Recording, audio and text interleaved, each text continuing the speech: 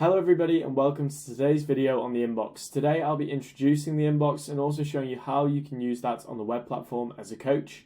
We do also have the coach app, which is really good if you're on the move for communicating with clients, but as always, where you want to find the most power is on this web platform.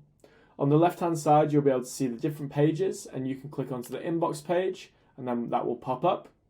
Here you'll be able to see the individual clients that you've been communicating with. You'll also be able to view any group chats that you've created.